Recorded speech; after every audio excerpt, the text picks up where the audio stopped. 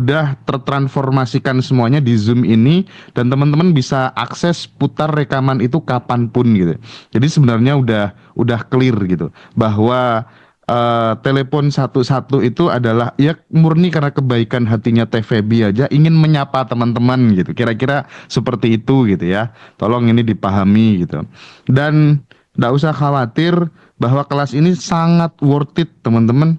Tidak sedikit sahabat-sahabat yang dulu ikut kelas yang harganya di atas 15 juta, harganya di atas 20 juta, tapi justru jodohnya itu di kelas yang harganya 1.369.000. Yang teman-teman batch 7 ini apa tuh namanya join gitu.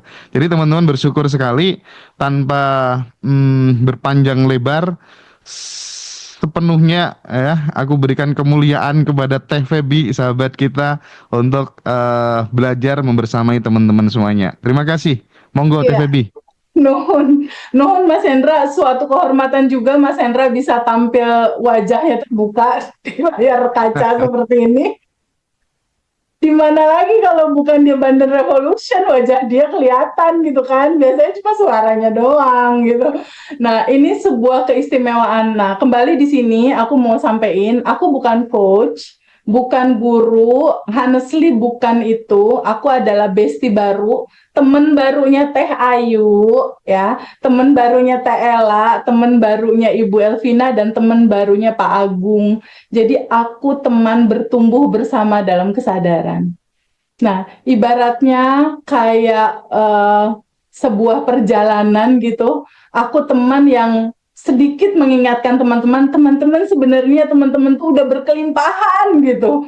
Nah, mengingatkan wake up calling itu, jadi kayak spiritual awakening yang ngebantuin atau ngingetin teman-teman untuk yuk bangun yuk gitu, bahwa sebenarnya kelimpahan itu, sebenarnya kemakmuran itu semuanya udah ada dipasang di badan teman-teman sendiri. Semua solusi permasalahan hutang, relationship, materi, semua itu udah ada di dalam diri teman-teman sendiri sebenarnya. Nah, dari mana semua cerita ini berasal? Aku izin share screen ya untuk materinya ya. Nah, materi kali ini judulnya adalah Abundant Revolution 369. Apakah Abundant Revolution 369 ini? Kenapa disebut Abundant Revolution? Kenapa? Nah, abundant di sini kan sebenarnya kelimpahan. Revolution di sini ini adalah benar-benar merevolusi cara berpikir kita. Kenapa? Karena biasanya abundant yang kita pikir itu datangnya kan dari luar ya. Teh Ayu misalnya dari luar terima gitu ya, terima. Berasal dari luar kan kebanyakan. Aku mau open mic Teh Ayu ya untuk komunikasi Teh Ayu ya, biar aku merasa tidak sendiri ngobrol nih Teh Ayu. Oke, Teh Feby. Biasanya kan Teh Ayu kalau abandon itu kan dari luar kita terima. Ternyata faktanya abandon itu tidak berasal dari luar tubuh kita. Abundant itu in you, ada di dalam diri kamu. Ternyata ada di dalam diri kamu. Ketika kamu masuk ke titik nolnya kamu, di mana emosi, keinginan, dan ego itu dilepas, kamu ketemu abundant itu yang unlimited abundant. Jadi ini merevolusi cara berpikir kita. Dan abundant ini teralami, dialami, dan kita rasakan setiap hari. Nah, gambaran 369 ini adalah angka rahasia semesta. 369. Nah, tapi kenapa materi ini hadir? Aku mau sedikit cerita dari perjalanan materi ini. Kenapa sih tersusun materi Abundant 369? Kenapa itu terbuatnya dari mana bahan-bahannya? Nah, bahan-bahan dari materi ini sebenarnya perjalanan hidup aku dari ambil kisah story keluarnya motor Harley Davidson yang waktu itu nyangkut 1,3 miliar di Bea Cukai dalam kondisi 2019 posisi hidup aku itu tidak punya rumah kontrak, waktu itu kontrakan mau habis, tidak punya suami karena suamiku meninggal dan saat itu aku lagi hamil 7 bulan, aku punya anak umur 2 tahun dan lagi hamil. Tidak punya rumah, tidak punya mobil, tidak punya pendapatan tetap karena bisnis-bisnis yang bukan dapat gaji gitu. Jadi situasi yang benar-benar di titik terendah dalam kehidupan aku saat itu. Nah, judul utamanya buat susu anak aja aku masih harus sholat, masih harus tahajud gitu. Apalagi harus mengganti uang 1,3 miliar di saat itu. Itu bener-bener terasa kayak dunia runtuh gitu. Saat itu harus gimana karena sendiri ngalaminnya. Akhirnya cerita itu mengantarkan banyak sekali kisah dan pembelajaran yang dibagikan di materi ini. Nah, sebelum kejadian itu kan di 2018, sebelumnya itu di 1996, aku tuh belajar filsafat 16 tahun sampai 2012. Nah, nomor satu ini pelajaran filsafat ini cerita intinya tentang kekosongan. Apa itu kosong? Bahwa segala kebaikan hanya Allah yang melakukan. Kitanya kosong. Dia yang melihat, dia yang mendengar, dia yang berkata-kata, dia yang berbuat. Itu di 2012 atau dari tahun 1996 aku udah dapat tentang kosong. Tapi di poin nomor satu ini belum ada cerita manifestasi harus gimana. Itu belum kebuka. Lalu berikutnya aku belajar lagi tentang melepas emosi. Lalu di yang ketiga, aku kena masalah yang Harley itu di 2018. Nah, Diamond Cutter Wisdom inilah yang banyak banget memberikan warna terhadap kehidupan aku. Karena di sini juga cerita tentang kekosongan. Tapi di sini aku belajar bahwa kalau kamu motor mau keluar, ada banyak faktor yang harus kamu pahami gitu. Karena pada saat 2018 lalu motor itu nyangkut di bea cukai karena buyer ngasih uang ke agen, agen terima uang 500 juta, 500 juta itu tidak dia bayarin pajak, dia bawa kabur uangnya. Jadi otomatis si motor ngendep di bea cukai tidak bisa keluar dan aku diklaim harus mengganti 1,3 miliar. Nah, kisah 1,3 miliar ini mungkin akan mirip dengan beberapa teman-teman yang punya hutang di luar sana, yang mungkin angkanya di bawah itu gitu. Nah, kisah ini bisa jadi copy paste cara bisa beresnya gitu maksudnya. Itu bisa jadi perbandingan. Nah, pada saat motor itu nggak keluar, yang aku lakukan secara umat beragama lah istilahnya, aku sholat di awal waktu. Waktu itu puasa Daud, nggak keluar juga motor. Sedekah ekstrim, sedekah subuh, motor itu nggak keluar juga. Duha nggak keluar juga. Lalu sholawat 10.000 nggak keluar juga. Bisa dikatakan kayak setengah putus asa gitu. Harus gimana lagi? Sementara aku hamil 7 bulan dan waktu itu teror tuh luar biasa banget aku terima. Di dalam bingung, di dalam sedih, di dalam harus gimana, ketemulah ini Diamond Cutter Wisdom. Ketemulah sama seorang guru, seorang dosen. Dia ini dosen internasional. Dia adalah guru besar dari Tibet yang sampai sekarang masih ada dan sampai sekarang masih ngajar. Cuma tinggalnya di Amerika. Dia kalau ngajar datangnya ke Bali waktu itu. Dan ini kelasnya, workshopnya itu berbayar sangat seru. Workshop 1, 2, 3 itu berbayar 13 juta. Workshop berikutnya di Bali bisa 22 juta, bisa 30 juta, sampai 13 rentetan di ujung sana. Teman-teman kan nggak harus bayar semahal itu ya, untuk dapetin intisari dari materinya gitu kan. Nah, gambaran itu di Diamond Cutter Wisdom itu dia menceritakan tentang kekosongan. Bahwa segala sesuatu tuh awalnya kosong, semua terjadi karena ada endapan emosimu atau karena ada bibit buruk yang kamu tanam. Nah, di sini diceritakan seperti itu. Dan di sini terbuka nih sedikit jalan keluar untuk Harley itu. Dosenku, Gese Michael Roach bilang, kalau kamu mau motor itu keluar, itu kan wish come true-nya kamu. Itu kan keinginan kamu. Sama kayak Mbak Ayu. Mbak Ayu misalnya goalnya uang. Kalau goal Mbak Ayu mau terjadi, itu kan wish come true-nya Mbak Ayu kan, istilahnya gitu. Nah, kalau kamu mau hutang kamu lunas, motor kamu keluar, atau apapun permasalahan kamu selesai, itu kan wish kamu. Itu our wish, keinginan gue gitu istilahnya. So, you must be make a wish come true for other people. Lo harus mewujudkan keinginan orang lain terjadi. Artinya harus ada tabungan amal soleh. Salah satunya. Kalau mau segala sesuatu berjalan mudah dan lancar, perhatikan tabungan semesta. Gitu. Tabungan amal soleh itu nggak hanya tentang uang yang kita kasih, enggak. bisa mendoakan orang, bisa nolong urusan orang ringan, itu diamond cutter. Bahwa segala hal bisa terjadi karena ada bibit, istilah dia. Nah, di sini motor belum keluar. Jadi saat itu aku bingung harus gimana lagi gitu ya, udah habis jut gitu kan, udah sampai ke Bali kemana-kemana belum keluar juga. Akhirnya aku ketemu dosen berikutnya di Surabaya, Firman Pratama. Waktu itu AMC reguler itu masih di angka 3 juta dan platinumnya masih di angka 17 juta. Tapi sekarang ini platinum udah 22 juta. Ini bagus banget materinya. Bagus banget. Nah, dari gambaran ini aku belajar bahwa segala sesuatu itu ternyata kita itu kreator kecilnya Allah, bisa dikatakan gitulah. Bahwa bagian dari cahayanya Allah tuh ada di kita juga. So, kita bisa buat apapun yang kita mau, itu di platinum. Dan gambaran intinya adalah semua yang terjadi sama kamu, kamu yang menariknya, itu di platinum. Di sini mulai kebuka, dan di 2019, Harley aku itu mulai kelihatan ada titik terang. Tapi waktu itu belum keluar. Sampai pada akhirnya, nah di 2024 mah udah beres. Di yang sini nih aku cuma pendalaman-pendalaman aja. Mas Riko sama Mbak Lia, ini cara melepas. Tapi pada saat itu, kenapa sih motor Harley belum keluar juga? Udah nyaris hampir setahun setengah, mau 2 tahun.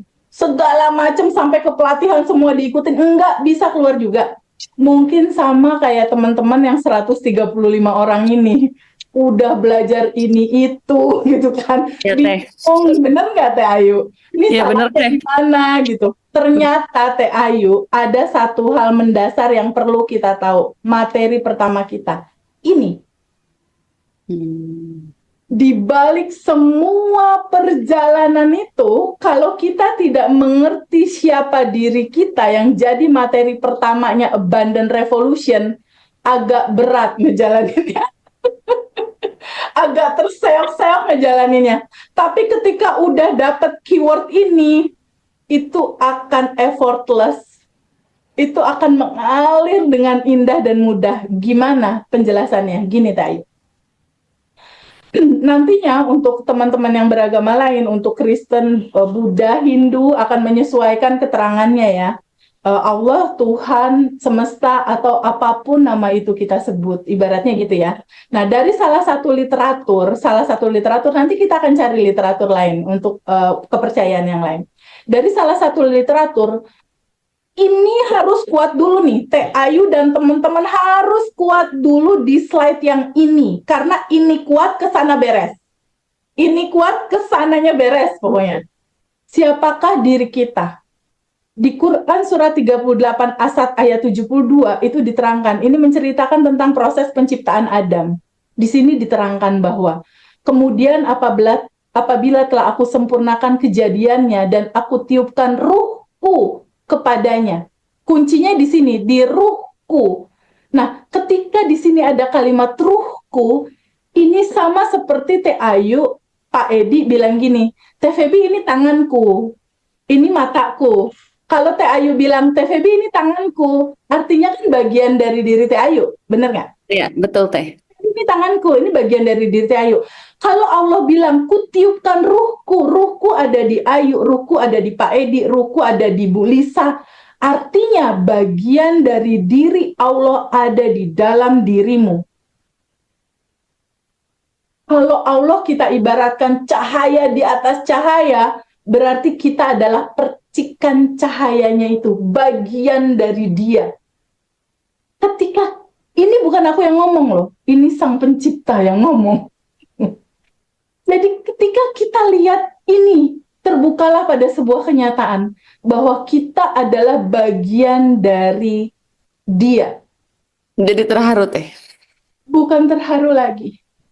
Ini esensi, kenapa kamu hidup. Kamu harus tahu ini, kamu harus kenal ini, kamu harus ketemu ini. Karena ini adalah diri sejati kamu. Ini adalah kamu yang gak pernah kamu kenali. Sekian tahun, bertahun-tahun, dia terkubur jauh ke dalam. Bagaikan harta karun yang gak pernah diketemuin. Ya benar. Jadi siapakah diri kita? Kutiupkan ruhku. Dia mau dikenalin di sini melalui semua peristiwa ini.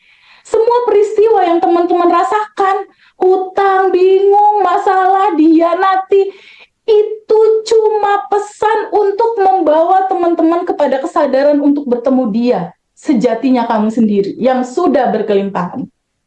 Jadi kalau kita lihat di sini, kutiupkan ruhku bahwa bagian dari diriku ada di kamu, Ayu, ada di semua teman-teman.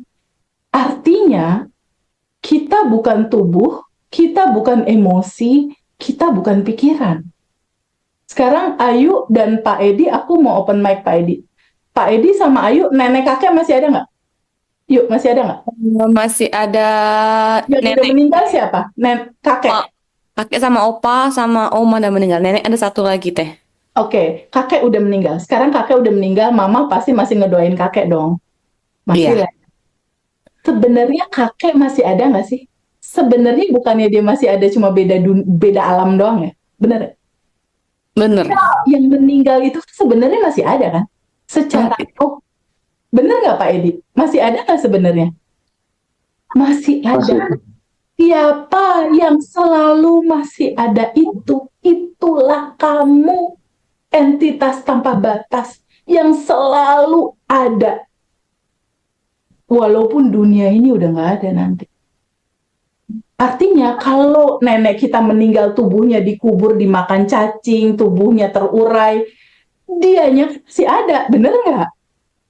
Tubuhnya udah terurai, dimakan sama tanah, dimakan sama cacing dan lain-lain, itu cuma tubuh. Emosi, pikiran yang marah, yang benci, yang sedih, itu bukankah kamu yang sejati adalah ini? Bagian dari diri dia. Kamu yang sejati adalah ini. Kamu yang sejati adalah ini. Sejatinya kamu adalah entitas cahaya, entitas tanpa batas, ruang kelimpahan, ruang kesadaran. Ini adalah Ayu yang sejati kamu. Nah, dalam gambaran seperti ini, contoh misalnya Ayu main ke Pangandaran nih. Ayu lihat laut luas. Laut yang luas itu kalau Ayu ambil airnya sedikit di sini, si air yang di tangan Ayu yang sedikit ini sama yang di samudra luas itu asinnya sama nggak, Yuk? Sama. Sama. Kandungannya kayak ada oksigen, ada garam, dan lain-lain, sama kan? Sama. Artinya, kalau kita bilang Allah tuh punya kekayaan tanpa batas nggak, Yuk? Kayaknya udah kaya banget. Iya teh. Artinya bagian dari diri dia yang ada di Ayu dan ada di semua teman-teman. Bukankah juga berkelimpahannya? Jadi, bisa nggak kita semua dalam kelas ini terbuka pada sebuah kemungkinan bahwa kita adalah bagian dari diri dia, kita adalah yang sudah berkelimpahan dari awalnya. Kita tuh udah berkelimpahan dari awalnya. Sebelum Ayu ada di sini tuh udah di set up tuh kelimpahan itu. Lahir ke sini tuh udah bersama kelimpahannya. Masalahnya kita nggak kenal, nggak dikenali, nggak mau tahu, dan nggak pernah dirasakan dia ada. Masalahnya itu. Kenapa bisa belum berlimpah? Padahal aslinya kita sudah yang tanpa batas itu. Kenapa? Karena kita selalu melihat keterbatasan. Aku sedih, aku bingung, aku nggak pede, aku khawatir. Padahal si yang bilang nggak pede, khawatir, bingung, cemas itu adalah ini Yuk yang tanpa batas. Bayang nggak sih? Ini sesuatu yang revolusioner banget gitu untuk mau diomongin. Jadi ketika aku dihadapkan pada sebuah materi ini dan ternyata udah tanpa batas, ternyata aslinya kita ini ruang kelimpahan, ruang kesadaran entitas tanpa batas. Lalu gambarannya gimana pendalamannya? Gini, ini kunci banget ya, materi pertama ini benar-benar kunci dari segala kunci. Allah itu memberikan kita guidance surat Al-Quran 114 ayat ya, Yuk. Ayat Al-Quran itu kalau diperas dia jadi surat Al-Fatihah. Kalau diperas lagi intinya itu adalah Bismillahirrahmanirrahim, atau dengan menyebut nama Allah yang Maha Pengasih lagi Maha Penyayang, atau semesta yang agung, bisa dikatakan gitu, semesta yang penuh kasih, penuh sayang. Atau kalau mau diserap lagi, Tuhan, Allah, semesta, atau apapun nama itu disebut, itu sama dengan cinta. Jadi, kalau bilang Allah, kita berarti lagi ngomongin cinta. Kalau bilang Tuhan, energi tanpa batas, atau apapun nama itu disebut, itu artinya cinta. Karena Allahnya itu sendiri, dia berubah jadi kecerdasan semesta. Jadi cinta murni tanpa batas. Allahnya itu sendiri berubah jadi itu. Kalau kita mau merenung ke dalam, karena memang harus ke dalam dulu. Substansi inti dari kedokterannya gini yuk, Pak Edi, gini. Tubuhnya Pak Edi nih, diteliti nih sama para ilmuwan di seluruh dunia bahwa kita sepakat bahwa tubuh kita kan terdiri dari ada organ tangan, ya, ada sel-sel gitu kan, bener nggak? Ada sel tubuh. Di dalam sel tubuhnya Ayu, Pak Edi, dan teman-teman semua, itu kan ada inti sel. Iya, Ya, Teh. ada inti sel. Diteliti sama ilmuwan terhebat di dunia, disepakati sama para ilmuwan profesor, bahkan mendapatkan Nobel, inti sel itu bentuknya kayak bulat gini yuk. Dia bulat gini. Dia bulat, kayak bulatan gini nih, bulatan gini inti sel. Jumlahnya berapa? 20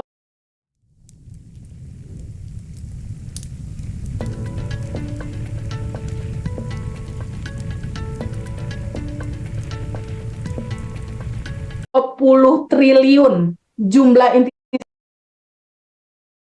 ke dalam, karena memang harus ke dalam dulu. Substansi inti dari kedokterannya gini yuk, Pak Edi, gini.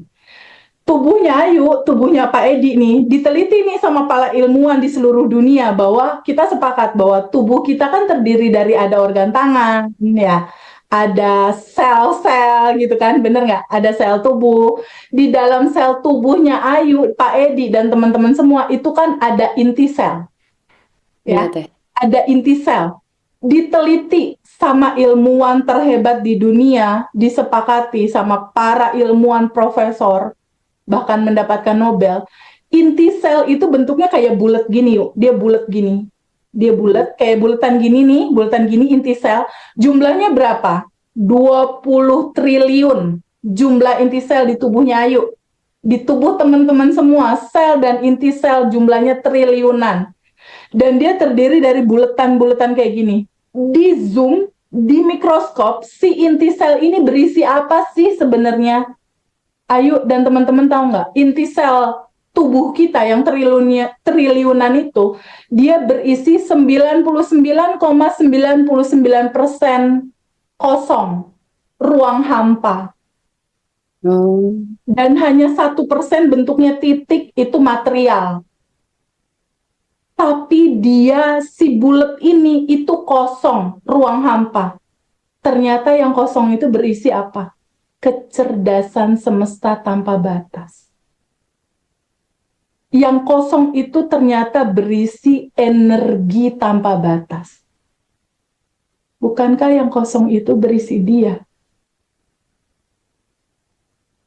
Bukankah yang kosong itu adalah dia?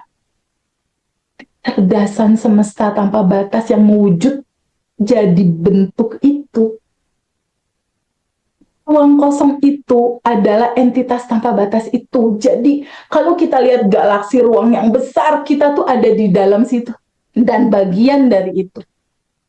Jadi bisa dilihat bahwa isi tubuh kita adalah entitas tanpa batas, adalah energi tanpa batas, adalah cinta. Nah, kalau kita bilang cinta tanpa batas itu sama dengan keutuhan. Keutuhan itu apa? Keutuhan itu kayak gini yuk yang dibilang keutuhan. Cinta itu sifatnya keutuhan. Keutuhan itu ada bahagia, ada sedih, ini keutuhan. Ada kiri, ada kanan, utuh. Ada siang, ada malam, ini keutuhan. Nah, dalam kehidupan kita diharapkan juga kayak gitu. Pada saat ada kebahagiaan datang, kita sambut, ada kesedihan datang, ini keutuhan. Udah satu paket timbel kehidupan yang harus kita terima. Masalah mulai terjadi ketika ada yang nggak enak kita tolak. Nah ini Di sini cerita looping terjadi. Ya Ya. teh. Ketika sesuatu yang nggak enak kita tolak, nggak mau. Padahal kan itu tubuh kita sendiri, cinta. Ketika ditolak, aku nggak mau, aku kesel sama orang itu, aku nggak mau ditolak. Bukan kita yang mengalirkan, oke, terbuka pada kebahagiaan dan nggak enak ini, terbuka juga, rasakan penuh, hadir sebagai entitas tanpa batas yang memeluk semuanya dan izinkan dia terurai kembali ke cinta murni tanpa batas. Kan belum ada ilmunya untuk melakukan itu.